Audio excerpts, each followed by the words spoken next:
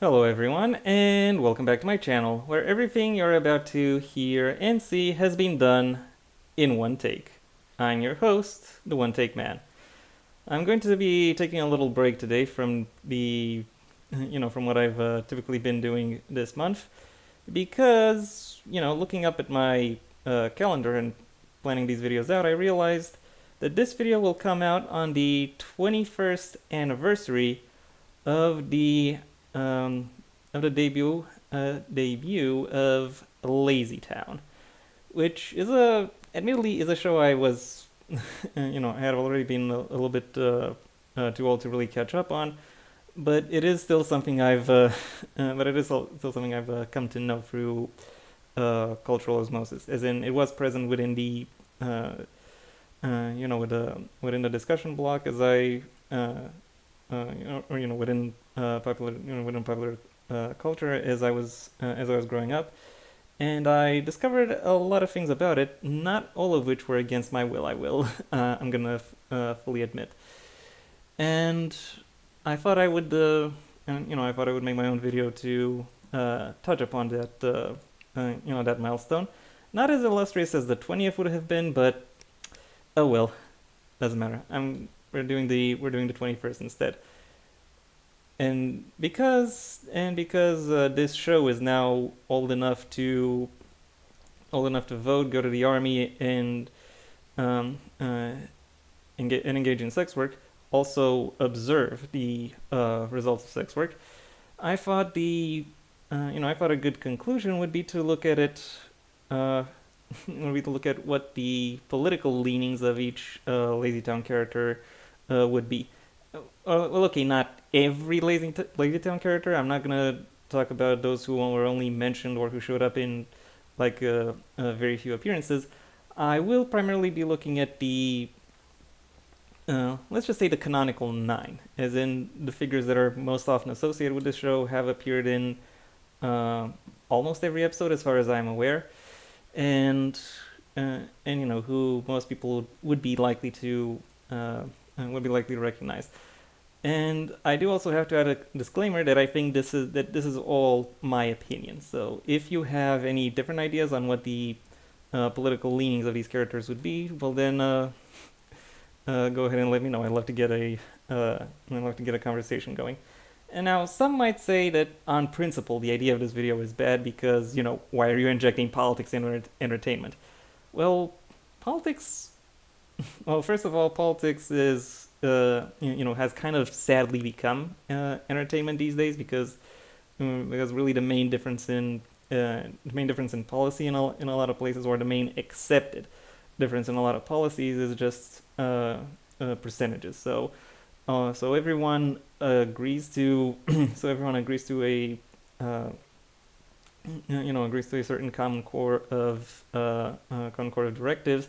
The difference being how much you want to shift those directives in one direction or another. Uh, or at least that would be the dominant impression of politics before a lot of it became more radical over the around the midpoint of the previous decade.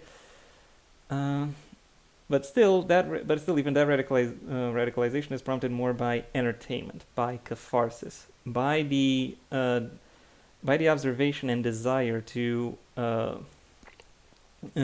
promote a greater change. And well, lots of figures from entertainment have also clung to this. So in that sense, it is worth. In that sense, I think it is not too big of a departure, even though it arguably is kind of sad. Secondly, um, saying that entertainment shouldn't be political is in general a bad idea, because entertainment still relies on certain assumptions from its audience, and those assumptions are often molded in some way by the society around him, which includes politics. So to that end, uh, if something touches a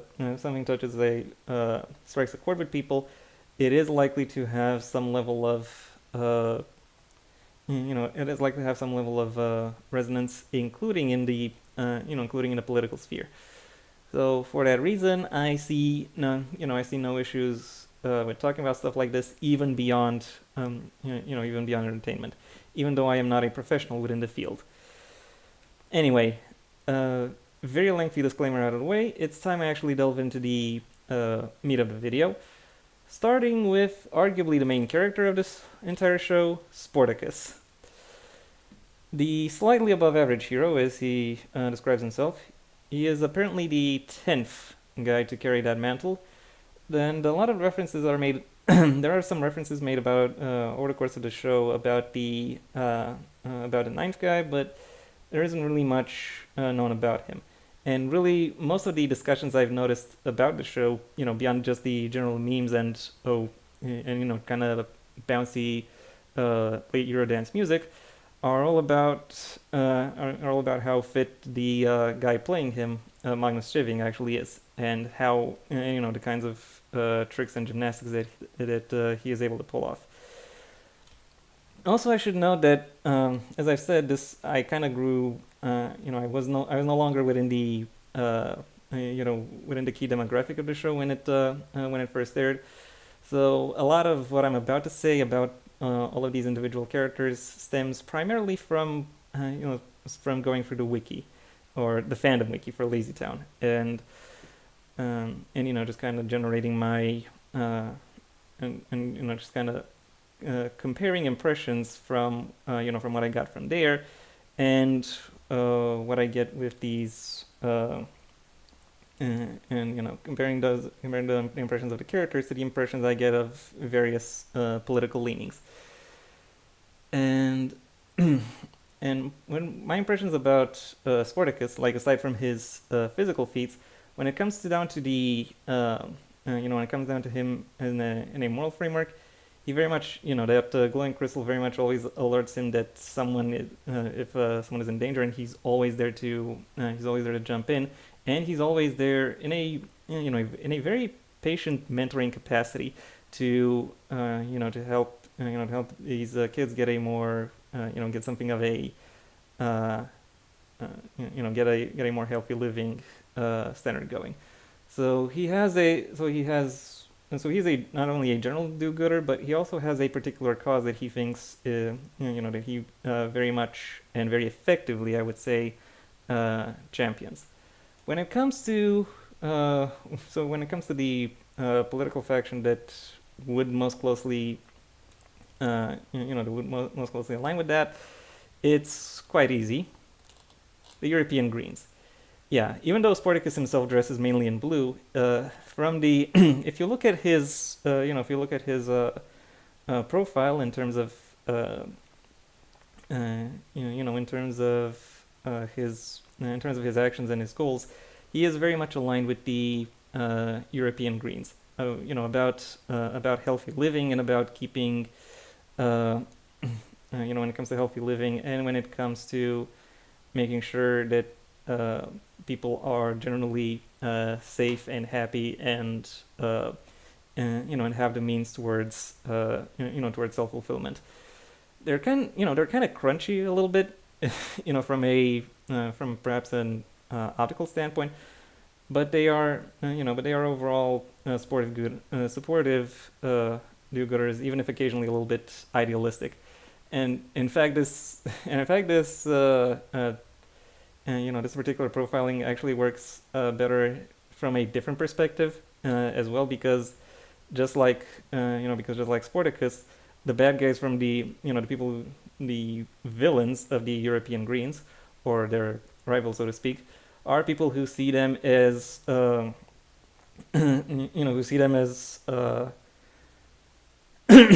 authoritarian nuisances who constantly push people to work against them, and they are constantly annoyed that they are trying to make a world that doesn't just bend over for their comfort.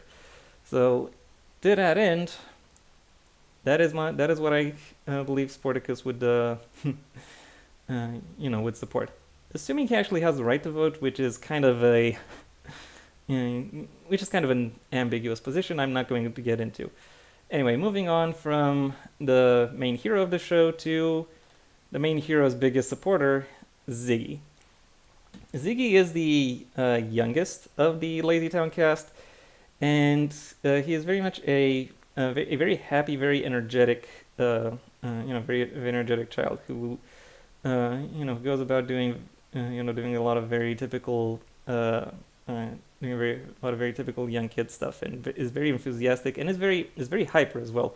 Also has a little bit of a sweet tooth, and given he, not just the, given this that his official photo has a lollipop, and he's often seen having some kind of sweets around him, and he does he does actually get to contend a little bit with with being hooked on processed sugars, and I think it is fair to say that he is in many ways the most direct target of Sportacus's message. So him being influenced by his hero to kind of quit that fix is generally a good thing for him. But when it comes to how he would be politically, well, as I was reading through his profile, and I saw that he doesn't really have any any particular feature this outside of just kind of being kind-hearted, and and arguably having a little bit of a sweet tooth. The more I thought of this guy, yeah, the centrist griller. I just want to grill, for God's sakes. This is the guy who would most likely describe himself as apolitical, but he isn't actually apolitical. He does have some ideas of what politics should be. If anything, he is nonpartisan. He thinks that that politics is for the most part a settled thing, and his main concern is really just having a good time, and occasionally maybe even inviting others to have a good time along with him. He does have some reactionary tendencies because he doesn't want to act against a system that he views as favorable to him, even if that system is occasionally unfavorable, even to other people, he he would consider close.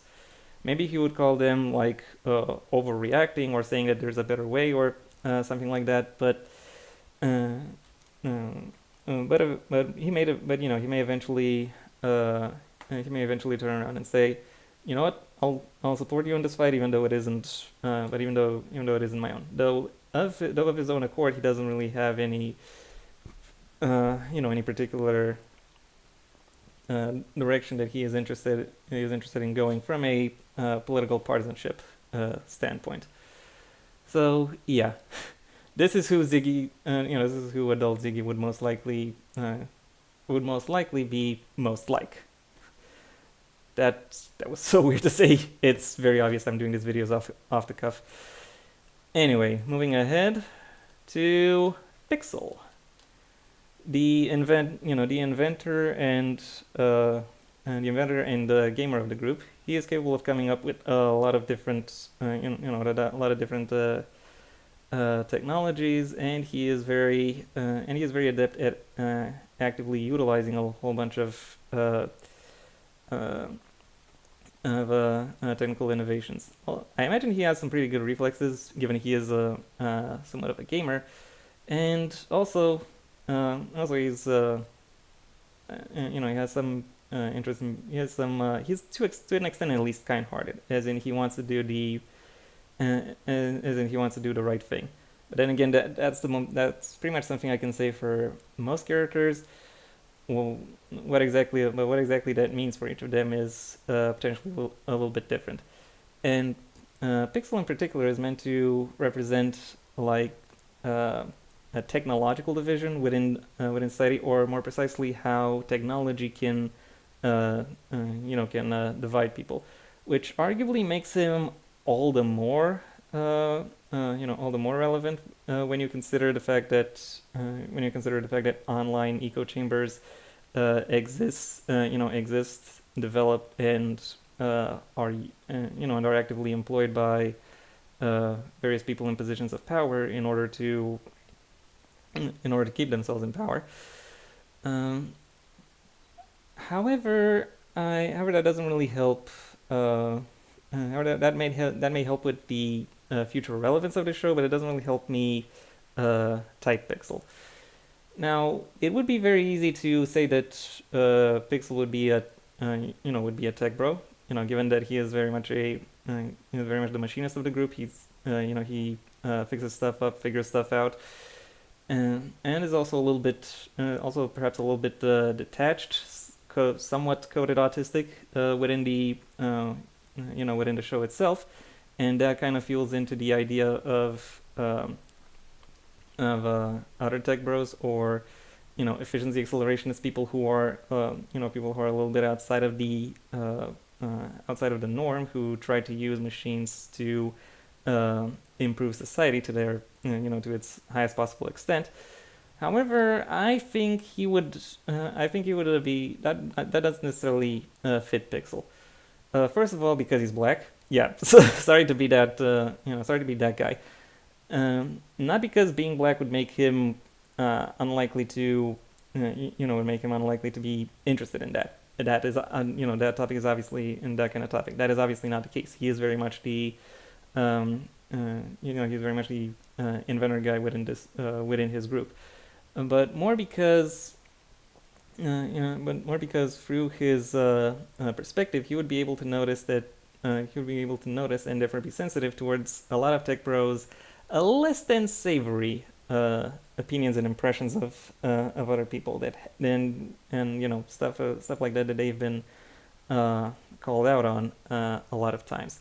Also, a lot of tech bros aren't actually inventors themselves, but rather they are people who use inventions in order to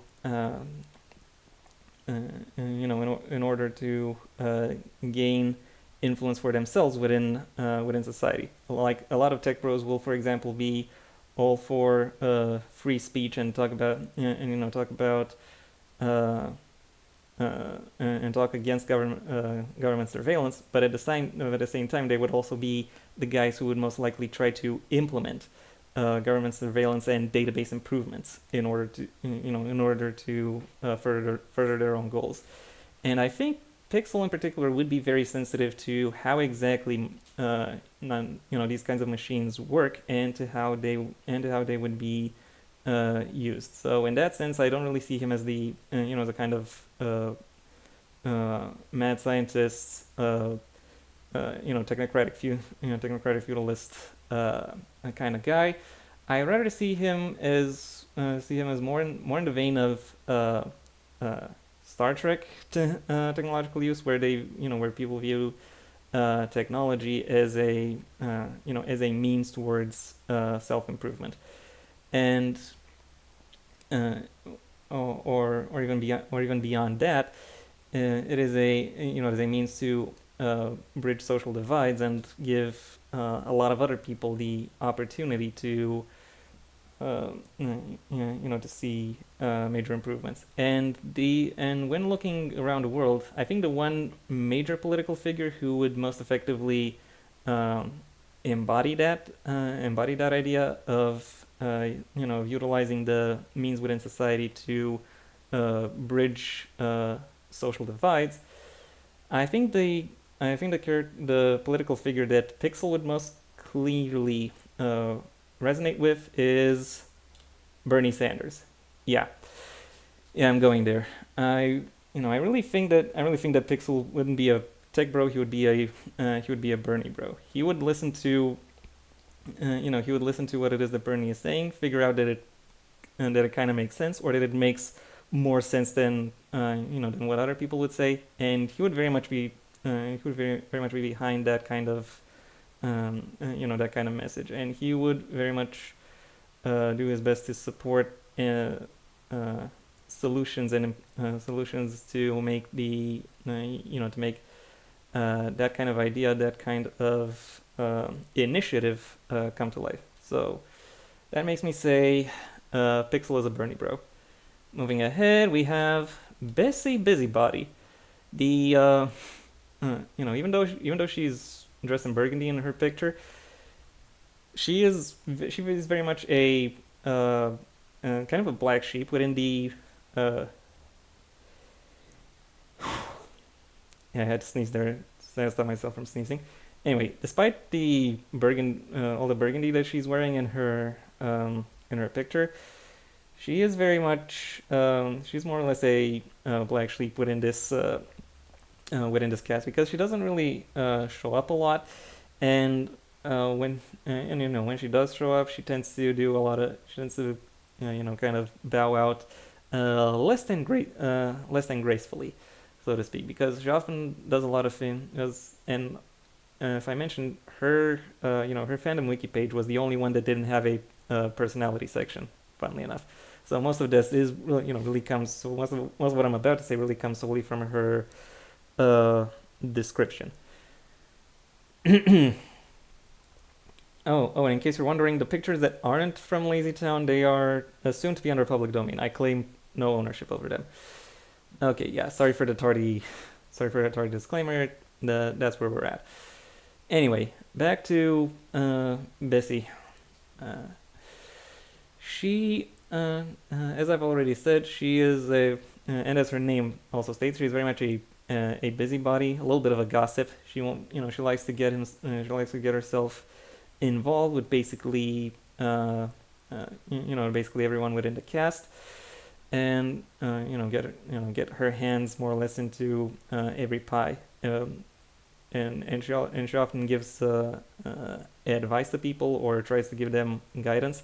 It doesn't always work, and it could be argued whether or not she does that in order to aggrandize herself, or because she actually believes that.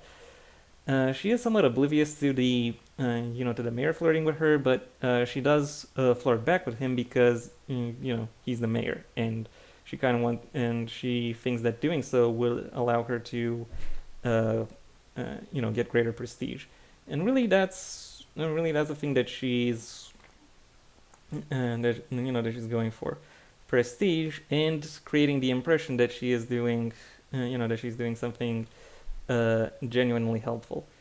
And when looking looking through the world's political landscape, I find that the figure that she's maybe not necessarily most closely aligned with, but the one she is most similar with is Justin Trudeau. Yeah. Trudeau really came in on a huge, on a huge popular swell and a sizable charisma offensive, so to speak. And in fact, I can think of at least one Canadian commentator who said that when it comes to prime ministers, there are exactly or Canadian prime ministers, there are exactly two kinds: those no one ever heard of, and Justin Trudeau. And in many ways he is. He has very much led through his charisma, through his personality, and through his ability to say the right thing and therefore gain just enough support in order to in order to get himself in order to get himself in a position of both power and respect. Keep in mind that pretty much every prime ministership, pretty much every time he became prime minister, he won with the lowest possible margin. And by that I mean that he set consecutive records for the lowest winning margin of any political party in Canadian history. Like that is his, that is really his legacy of appealing to the people, or of appealing to a sufficiently broad segment of the people, but otherwise being somewhat unremarkable, even if his heart was in the right place.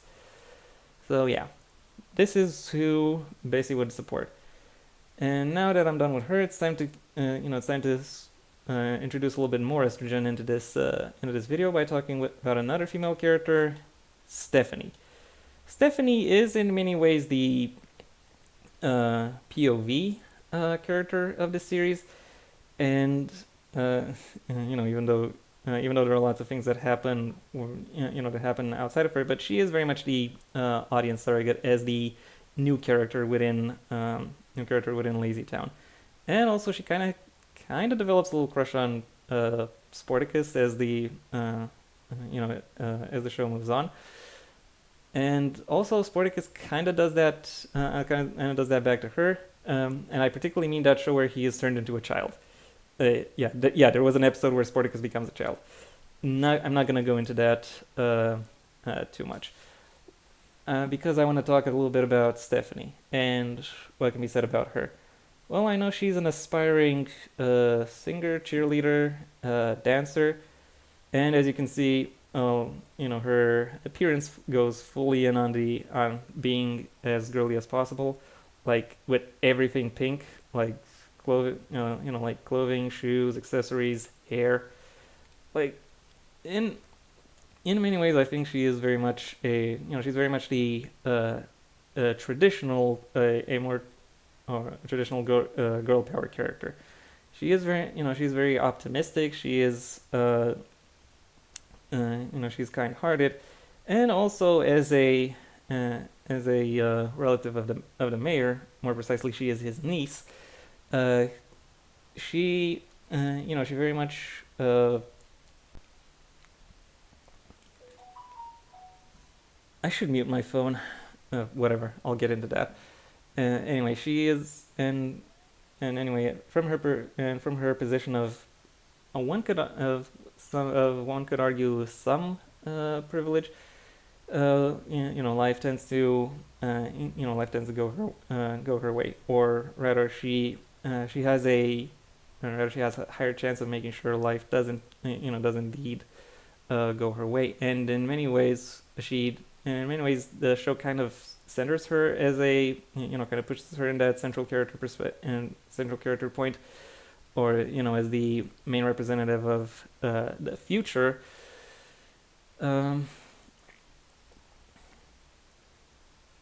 But I would argue, I had an idea I wanted to build to. I'll get to that. The point is, she does the right thing, and she is pushed towards becoming something of a role model. But that is not something that she just grows into. She does actually have to embody that. She does actually live, at least try to live up to that, virtuous understanding that she has built about society around her, and about the and about her well-being. And there are indeed some points where she has where she has challenged an episode status quo, and gotten the better result.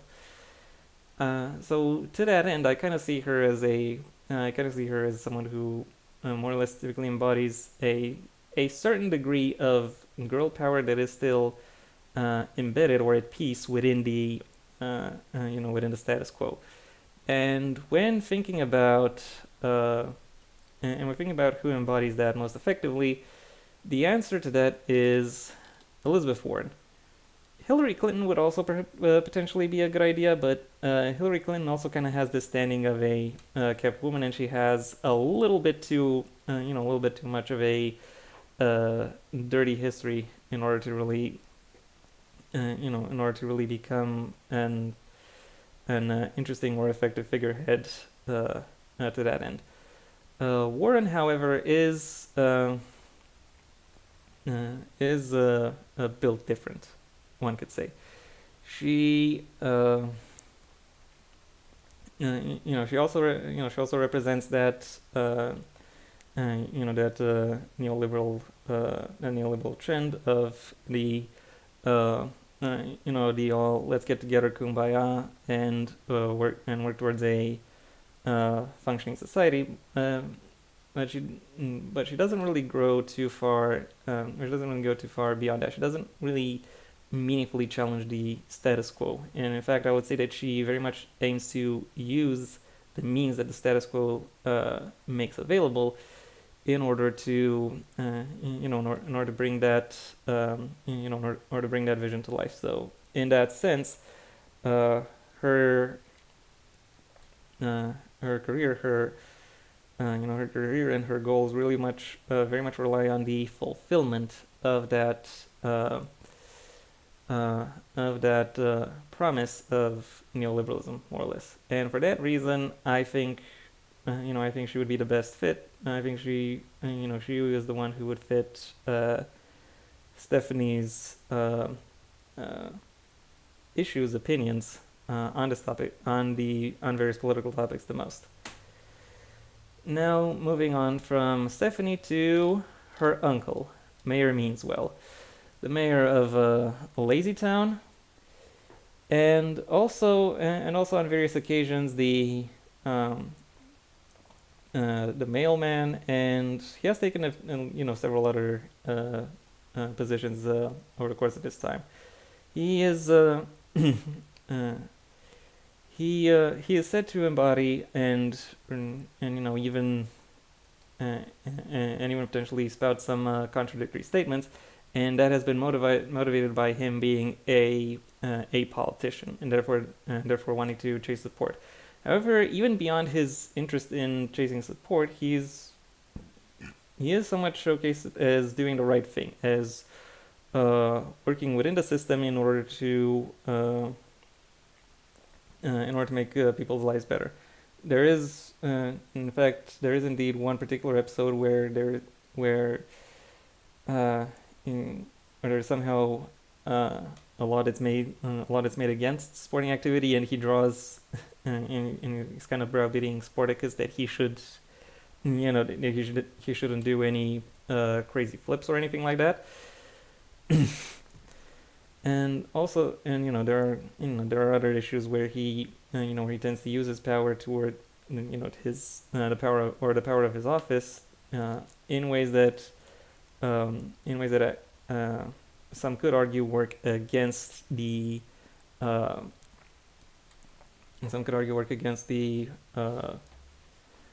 point of the show.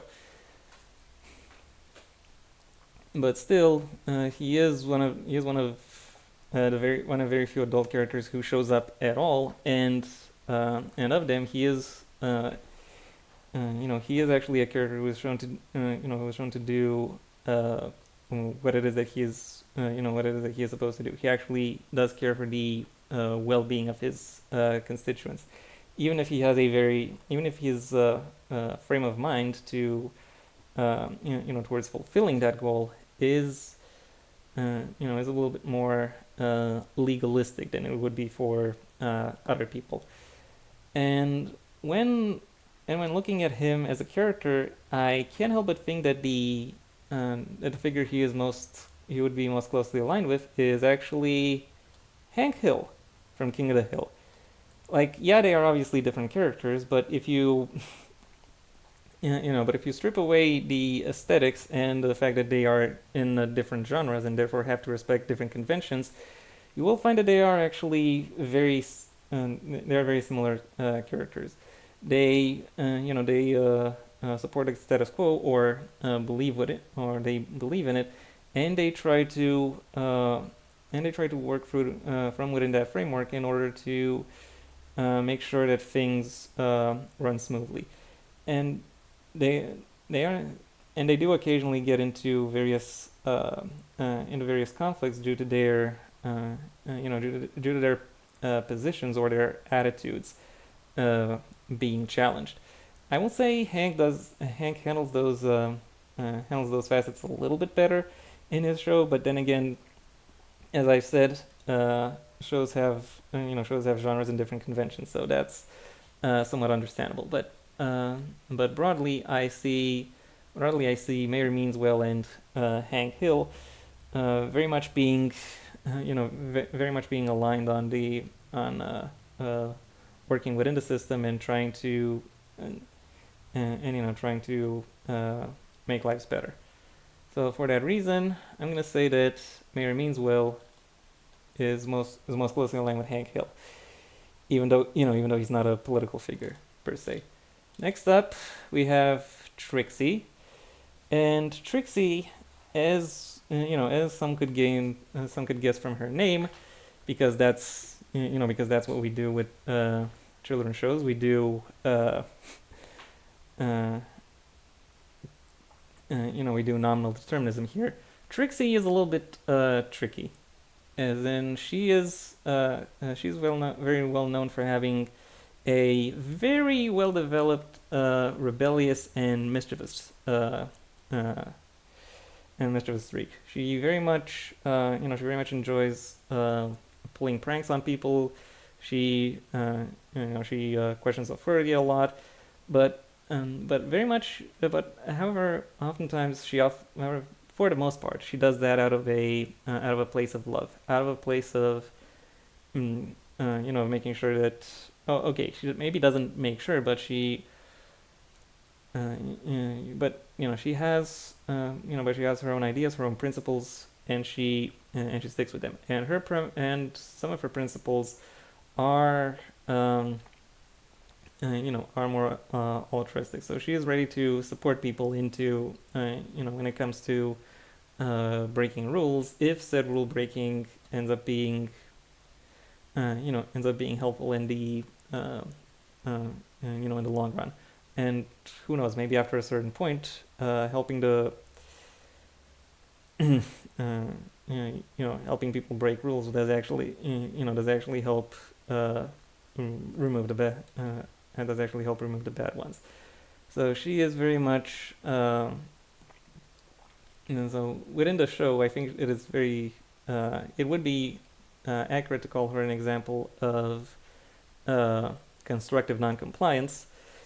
And the fact that she has her rebellious streak and her and the drive to question authority combined with a combined with a streak of combined with the support she shows towards other characters and towards the society as primarily towards other characters, really points towards her becoming Antifa. Yeah. She might not go full on ANCOM, but but she would very much support actions that allow for actions that would stop the spread of fascism. And she would very much go for she would very much be a troublemaker towards the people she thinks would cause good trouble in the immediate future. Make good trouble, is that kind of thing. That could very much be her motto, and I think that is why she would, not necessarily join Antifa, but very much support, this particular political movement within its initiatives and within what it tries to do, because she doesn't want that greater authority over her. She wants to be able to play around. She wants to be able to play games, even if they can be a little mean sometimes. And she wants to have the the capacity, the opportunity to do so. And for that reason, I think she would support. I think she would support Antifa, even though a lot of people see Antifa as being fascist, which is absolutely fucking stupid. I think she would very much buy into them not being so, and support them. Next up, we have Stingy. Is it Stingy or Stingy? I don't know. I never heard this character's name in English. And yeah, Stingy is the son of the richest man in LazyTown, a character often mentioned but never seen, as far as I'm aware. And sorry if my coughing is doing something. And as such, he has a very self-centered attitude. He is, as his name implies, very stingy. He wants all the toys. He wants he wants what he wants, and he wants to want, if that makes sense. He is, he is very much driven by his, by his desire, and his desire in many ways is that for, everything. But because he is a child, he doesn't really know how to materialize that outside of grabbing something and going mine. So, so to that extent, he does have a little bit of he does have perhaps the most pronounced egoistic streak of the entire cast. And one could even describe him as spoiled rotten, if one were so inclined. And there isn't really much else I can say about him, other than that he is driven by his desire and doesn't know what to do with it, how to satiate it. But still, his desire is often focused upon material things or potentially money. So to that end, I think he would be an ANCAP, an anarcho-capitalist. It would be more accurate to actually call these guys internationalist oligarchs because they are not really anarchists. They do still believe in some level of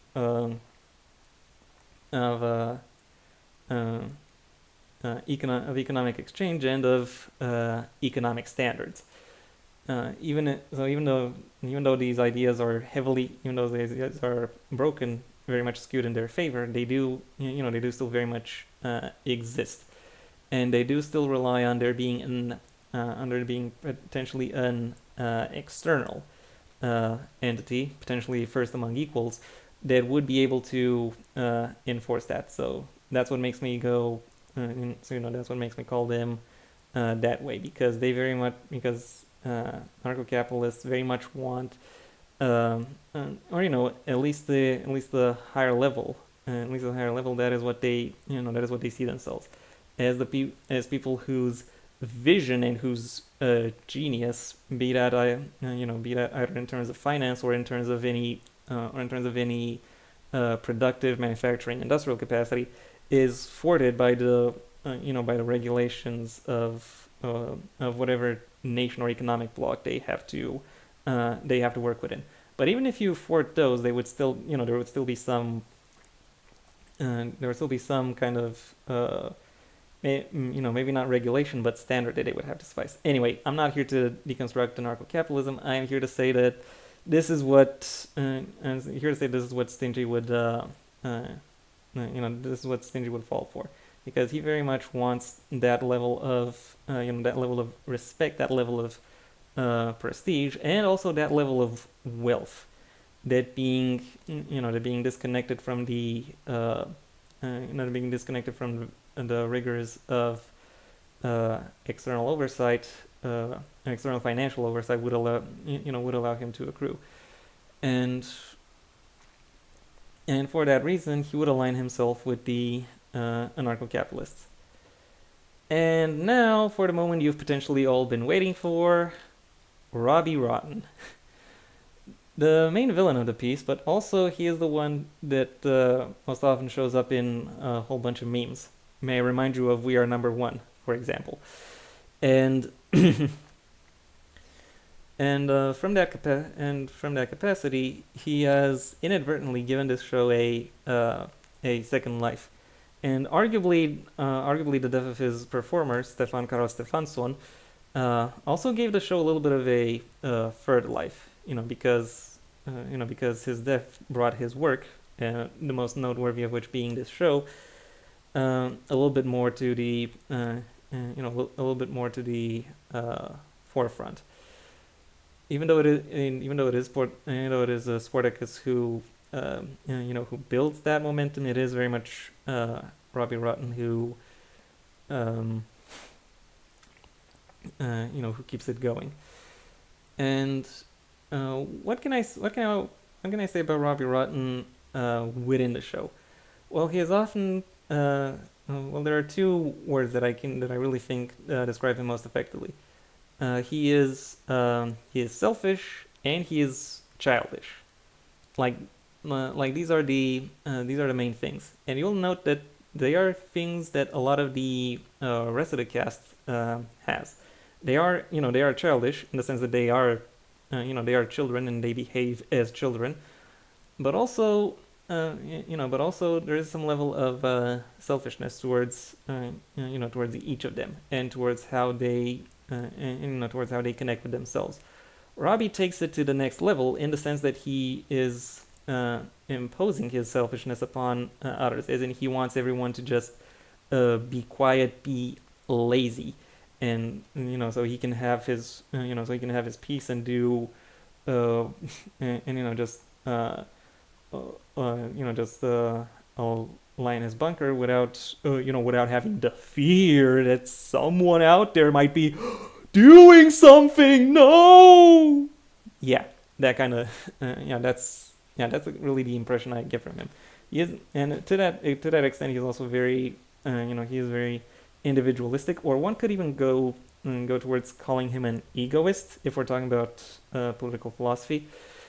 Because of how it is that he of how it is that he relates to others. However, he can't really be called a Stirner-esque egoist because in many ways he isn't really. If we are to use Stirnerian language to the extent that to the extent that I understand it, he is very much under the control of spooks. He very much despises the idea of other people being other people being active, and he doesn't like the fact that that there are sports being played, or sports or games being played within this within this town that he has that he has decided to call his own. He is actually more he would. I wanted to make an objectivist joke, but he doesn't really fit that, so I'm not going to. But if he is not an egoist, then what describes him a little bit? What describes him a little bit better? Well, I think the description I think would be the most fitting for him would be comfort conservative. They are these are the kinds of people that I may have already mentioned to some degree over the course of this video. Think about Hank Hill if he were a less than honorable figure, like, and the comfort conservative is basically someone who is basically someone who looks at society and realizes there are issues with it, but their solutions to the issues of society is to turn back the clock, so to speak, and maybe not. One could argue that they are in fact regressives rather than conservatives. They want they want everything to be as they were as they were when they were a child, and therefore maintain that stasis, because that stasis fits their fits their idea of what what the most effectively functioning society would be like. If they are if they are a part of some minority, be it either ethnic, sexual, or neurodivergent, or behavioral, like for example vegans, they may have a pet progressive cause that they do that they to some extent champion, and want their society to be exactly like in their childhood, save for that one thing which they want more in line with what they what they currently support. But otherwise they they very much believe that society peaked at one very specific point in their life, and they want to bring it back, and they will resort to whatever to whatever trick is available to them in order to in order to do that.